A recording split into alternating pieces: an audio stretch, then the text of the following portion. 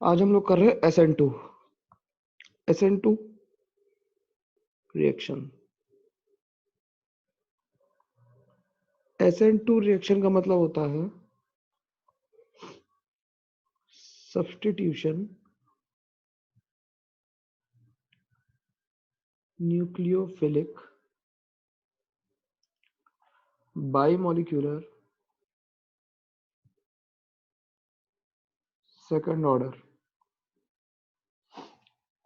Second order क्या होती है? ये काइनेटिक्स की बात है। बाइमोलिक्यूलर होती है, ये भी काइनेटिक्स से रिलेटेड है। अभी हम लोग केवल बात करेंगे न्यूक्लियोफिलिक सब्स्टिट्यूशन की। सेकंड ऑर्डर बस लिखेंगे ऑर्गेनिक में, क्योंकि अभी केमिकल काइनेटिक्स किसी किसी ने नहीं पढ़ी होगी। तो इसमें होता क्या है कि एक सबस्ट्रेट, कोई RX टाइप का सबस्ट्रेट है जो किसी न्यूक्लियोफाइल से रिएक्शन करता है in presence of a polar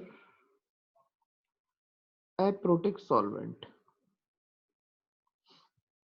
polar aprotic solvent, तो इससे क्या बन जाता है? इससे बनता है RNU और X माइनस लीव कर जाता है। तो बेसिकली ये सब्स्टिट्यूशन हुआ, किसका सब्स्टिट्यूशन हुआ? Of X with nucleophile NU। और जो X लीव किया है, दिस X जो लीव कर गया है, this is called leaving group. इसे क्या कहते हैं? लीविंग ग्रुप कहता है। तो न्यूक्लियोफाइल ने RX पे रिएक्शन की, X लीव कर गया और NU ऐड हो गया, यानी न्यूक्लियोफाइल ऐड हो गया।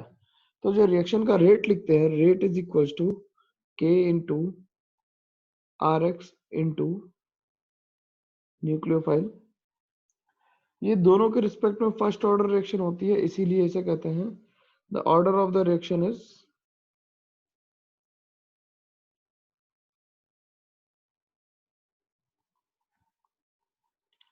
Second order.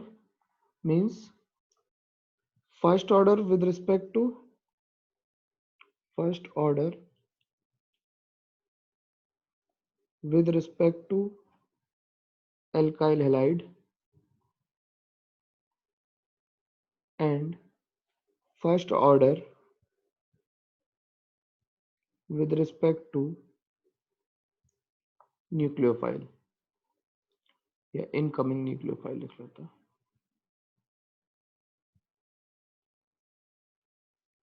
ठीक है। where K is called the rate constant, small k is called rate constant and R is rate obviously, है ना। तो इसे अब हम एक एग्जांपल के थ्रू समझते हैं कि RX ले लेते हैं और NU ले लेते हैं और होता क्या रिएक्शन में देखते हैं। तो सिंपल एक एग्जांपल ले लिया, पहला एग्जांपल ले लेते हैं, जैसे हमने CH3Cl ले लिया और इसकी रिएक्शन KOH से करा दी एक्वस में। ठीक।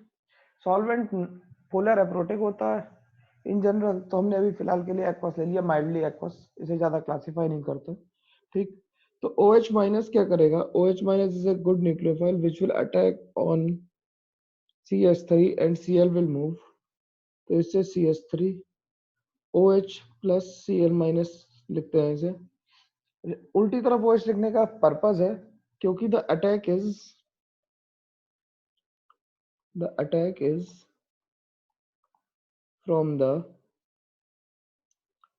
back side of the leaving group. The attack is from the back side of the leaving group. अब बैक साइड अटैक ही क्यों जरूरी है, इसके बारे में डिस्कशन करना हमें। तो ध्यान से देखना जरा भाई, हम एक कायरल कार्बन ले लेते हैं, एक और एग्जांपल लिखते हैं जिसमें कार्बन को कायरल बना लेते हैं। तो हमने इस बार क्या बनाया? CH3Cl लिख लिया, यहाँ पे लिख लेते हैं H, यहाँ पे लिख लेते हैं D और यहाँ पे लिख लेते हैं T, ड्यूटेरियम, ट्राइटेरियम और हाइड्रोजन, हाइपोथेटिकल मॉलिक्यूल ले लिया। अब जो OH माइनस आया या जो न्यूक्लियोफाइल आया, उसे Cl माइनस को निकालना है। उसे क्या निकालना है? Cl माइनस को निकालना है।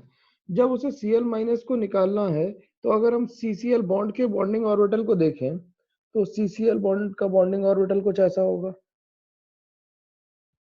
होगा जिसमें Cl को हम अगर चाहें तो यहाँ लिख लें, है ना। CCl बॉन्ड का बॉन्डिंग ऑर्बिटल ऐसा होगा। जब भी कोई बॉन्डिंग ऑर्बिटल बनता है तो उसके करस्पॉन्डिंग एक एंटी ऑर्बिटल जरूर बनता है, जिसे हम एंटी बॉन्डिंग ऑर्बिटल कहते हैं। ये कौन सा ऑर्बिटल है? CCl anti bonding orbital, anti bonding orbital.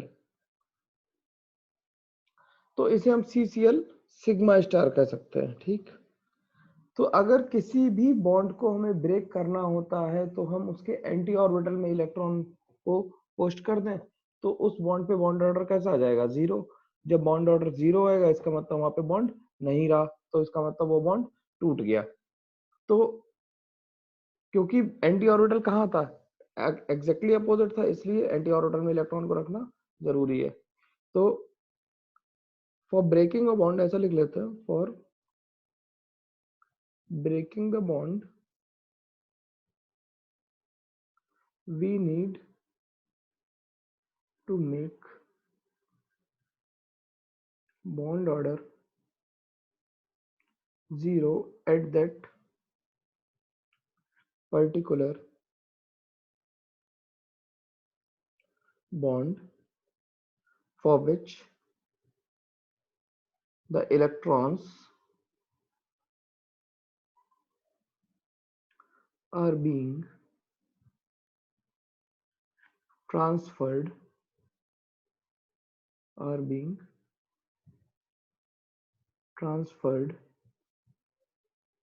to the anti-orbital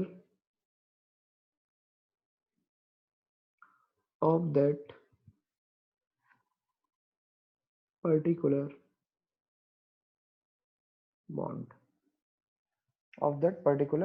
bond, ठीक है। तो एंटी ऑर्बिटल में हमने उसके इलेक्ट्रॉन्स को रख दिया। जब हमने इलेक्ट्रॉन्स को एंटी ऑर्बिटल में रखा तो Cl यहाँ से जाने लगेगा, तो जो ट्रांजिशन स्टेट दिखेगी वो हमें कैसी दिखेगी?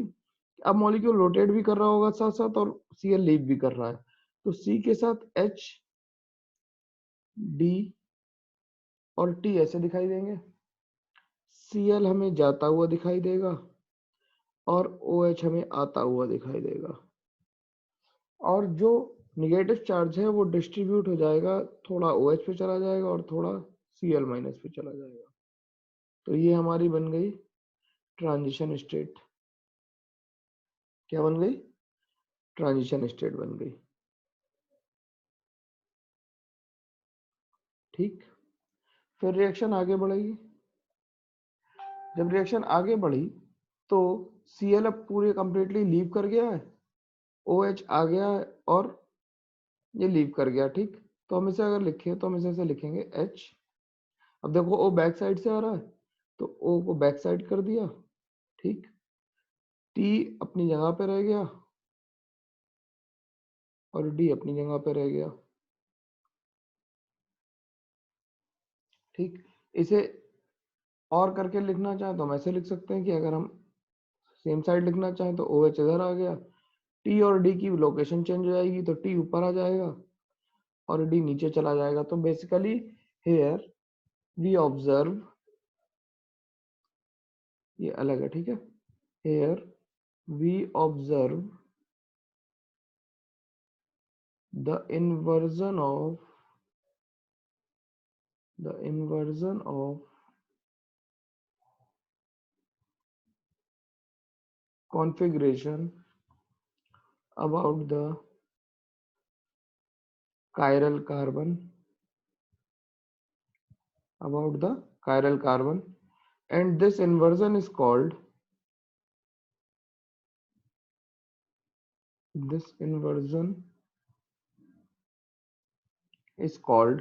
Walden's inversion। क्या कहते हैं इसे? Walden's inversion कहते हैं। क्या कहते हैं? Walden inversion, ठीक। ये बात जो लिखी है ये तो हमें स्टार बना के याद रखनी है। इसे बॉक्स में भी क्लोज कर लेते हैं, ठीक,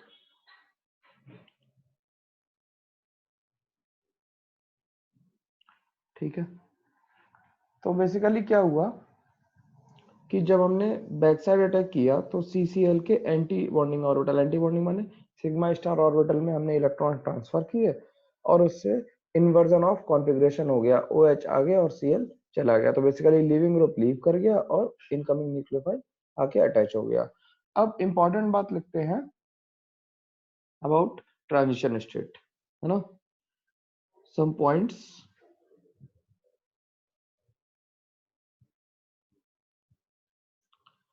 regarding transition state.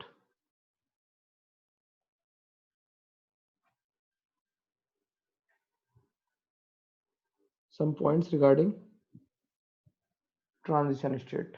ठीक, अब ट्रांजिशन स्टेट के बारे में अगर बात करें तो ट्रांजिशन स्टेट हम अपनी दोबारा से फिर से बना लेते हैं।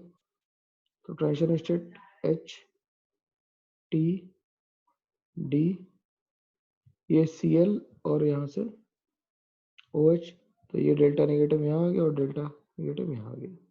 ये हमारे पास ट्रांजिशन स्टेट थी। अब इस ट्रांजिशन स्टेट की अगर खास बात देखें तो खास बात देखने की ये है कि this transition state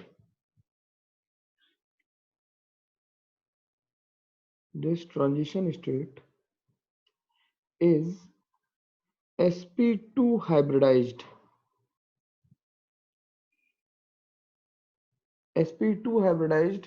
and here the carbon is pentavalent इसलिए क्योंकि Cl जाता हुआ महसूस हो रहा है और OH आता हुआ, तो कार्बन को थोड़ी देर के लगेगा कि उसकी वैलेंसी 5 हो गई, लेकिन एक्चुअली 4 ही हुई है ना। ठीक, तो ट्रांजिशन स्टेट कैसी है, sp2 हाइब्रिडाइज्ड है, यानी कि जो Cl और OH है वो बेसिकली प्योर p ऑर्बिटल्स में है। कौन से ऑर्बिटल में है, प्योर p ऑर्बिटल में है। एक लोब में Cl जा रहा है, एक लोब से OH आ रहा है, और इनके बीच में जो कार्बन पे हाइब्रिडाइजेशन है वो sp2 है अभी। ठीक है, अब बात करते हैं कि इन्वर्जन का मतलब क्या होता है ना, कि इन्वर्जन क्या हुआ। हमने लिखा ना वॉर्डन इन्वर्जन हुआ है, तो वॉर्डन इन्वर्जन का मतलब क्या हुआ, तो हम लोग लिख लेते हैं what we mean by inversion. What we mean by inversion of configuration।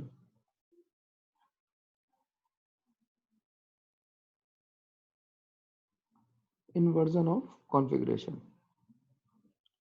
inversion of configuration का मतलब है कि जो भी अगर सबस्ट्रेट पहले ऑप्टिकली एक्टिव होने पर अगर लाइट को क्लॉकवाइज रोटेट कर रहा है तो SN2 रिएक्शन होने के बाद वो एंटी क्लॉकवाइज रोटेट करेगा। ठीक, तो हम इसे लिख लेते हैं, if the substrate is optically active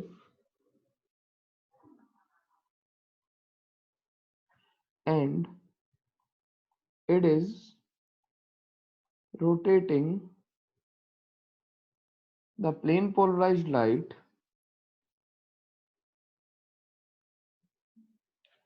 in clockwise direction,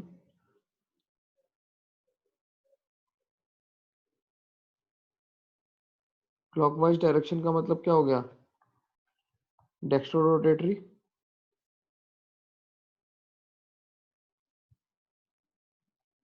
then after the reaction the new compound formed will rotate the plane polarized light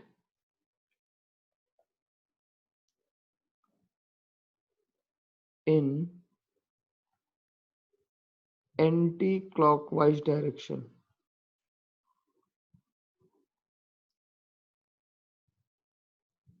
anti clockwise direction का मतलब हुआ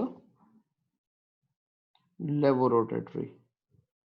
अब समस्या ये है कि हम कंपाउंड को ये देख के तो नहीं बता सकते कि वो लेवो है या डेक्सट्रोज, के लिए तो एक्सपेरिमेंट करना पड़ेगा। लेकिन for time being, for guess purpose, ये लिख सकते हैं, फॉर एस्टिमेशन लिख लेते हैं, फॉर चेकिंग लिख लेते हैं, for checking we can check the relative configuration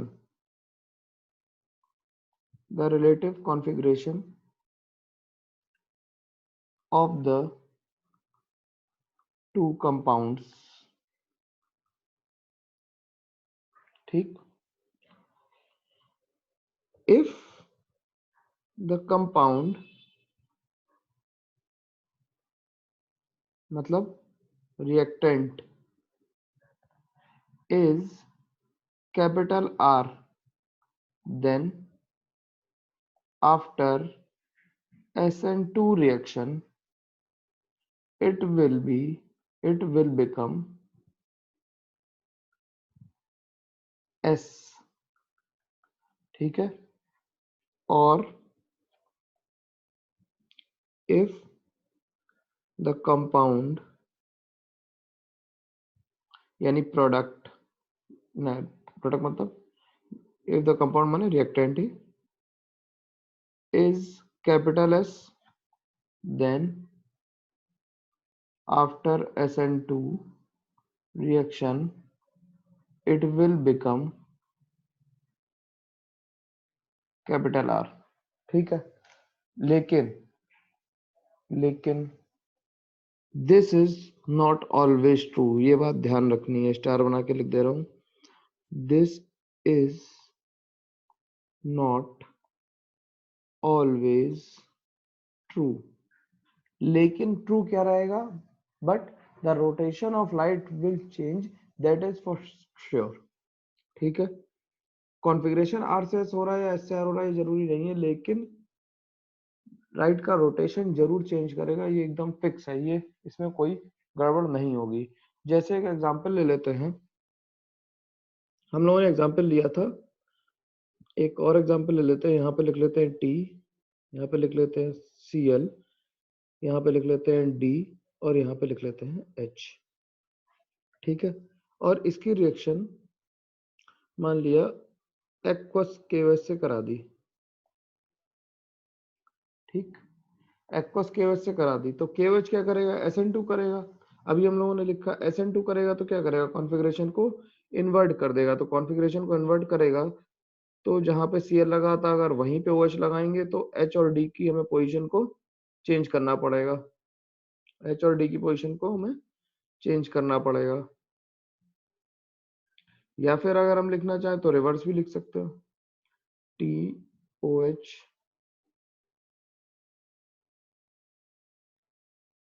H और D। ठीक है, अब इस पे रिलेटिव कॉन्फ़िगरेशन करते हैं। रिलेटिव कॉन्फ़िगरेशन करने के लिए क्या करेंगे, CIP रूल की सहायता लेंगे, CIP रूल की मदद लेंगे। जब CIP रूल की मदद ले रहे होंगे तो हम क्या लिखेंगे, नंबर 1 इसे देंगे क्लोरीन को, फिर ट्राइटेरियम को, फिर ड्यूटेरियम को, फिर हाइड्रोजन को। तो ये 1 2 3 4 एंटी क्लॉकवाइज घूमा, और एंटी क्लॉकवाइज का मतलब है S। ठीक, तो इसका कॉन्फ़िगरेशन क्या आ गया, कायरल कार्बन का S आ गया। इसी तरह से इसका देखेंगे तो ये 1 2 3 4, तो ये क्लॉकवाइज घुमा यानी कॉन्फ़िगरेशन क्या आ गया, R।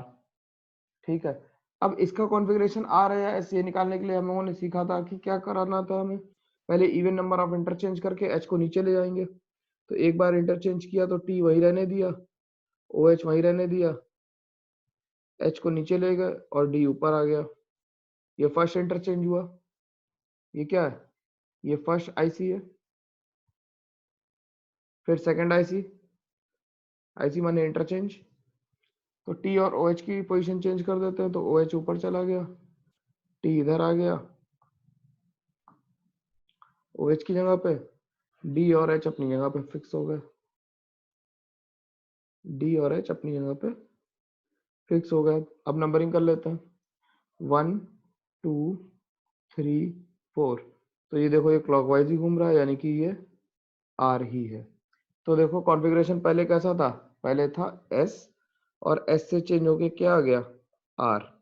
तो हम इसे कहेंगे जब भी कॉन्फ़िगरेशन चेंज हो रहा है तो हम इसे क्या कहेंगे, ये कैसी रिएक्शन है, SN2 रिएक्शन है। कैसी रिएक्शन है, SN2। अब इसके सिंपल क्वेश्चन देखे जा सकते हैं ऐसे भी कि जैसे अगर हम इसे लिख लें यहाँ पे सिंपल, कि यहाँ पे Cl लिख लिया, CH3 लिख लिया, H लिख लिया और मान लिया यहाँ पे कुछ D लिख लिया, ठीक है। अब हमने इसकी रिएक्शन NaI और एसीटोन से करा दी, तो I माइनस न्यूक्लियोफाइल है, Cl माइनस लिविंग ग्रुप है, तो I इधर आ गया, D इधर आ गया, CH3 और H। तो ये कॉन्फ़िगरेशन इन्वर्ट हो गया। कर लेके देख लेते कॉन्फ़िगरेशन इन्वर्ट हुआ या नहीं हुआ। 1 2 3 4, तो ये कैसा था, S, तो ये कैसा आ गया 1 2 3 4, यानी कि R आ गया। तो ये तो वो केस हैं जिनमें कॉन्फ़िगरेशन S से R या R से S हो रहा है, ठीक है। अब एक केस ऐसा भी ले सकते हैं जिसमें कॉन्फ़िगरेशन इन्वर्ट नहीं हो, ठीक है, R से S या S से R नहीं हो। तो इसके लिए क्या करें, हमने एक सिस्टम बना लेते हैं,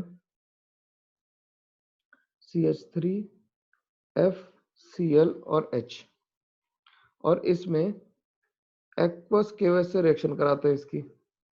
तो Cl और F में Cl is a better leaving group क्योंकि वो वीक बेस है, weak bases are better leaving group. तो OH माइनस Cl को रिमूव कर देगा, OH माइनस Cl को रिमूव कर देगा और कॉन्फ़िगरेशन हम उल्टा करके लिख देंगे कि H की जगह क्या आ गया, Cl की जगह क्या आ गया, F, और F की जगह OH आ गया। अब देखो हमने कॉन्फ़िगरेशन तो इन्वर्ट कर दिया, लेकिन RS नॉमेनक्लेचर कर रहे थे तो क्या आ रहा, देखो 1 2 3 और 4, तो 1 2 3 4 ये क्लॉकवाइज आया, यानी R आ गया ये। और यहाँ पे किया नंबरिंग 1 1 कहाँ से करेंगे, सॉरी यहाँ से F कोड दिया 1 CIP के हिसाब से, ये 2 ये 3 ये 4, तो ये भी R ही आ गया। तो यहाँ पे कॉन्फ़िगरेशन क्या हुआ, R से R हुआ। तो कोई पूछे अगर R से R कॉन्फ़िगरेशन हुआ तो क्या इन्वर्जन हुआ है, बिल्कुल इन्वर्जन हुआ है। ये कैसा इन्वर्जन है, वॉल्डन इन्वर्जन है। तो R और S हमें एब्सोल्यूट कॉन्फ़िगरेशन नहीं बताते, लेकिन अगर ये प्लस था तो ये कैसा हो जाएगा, माइनस हो जाएगा, ये श्योर है। R से S हो जाए ऐसा जरूरी हो भी सकता है और नहीं भी हो सकता है।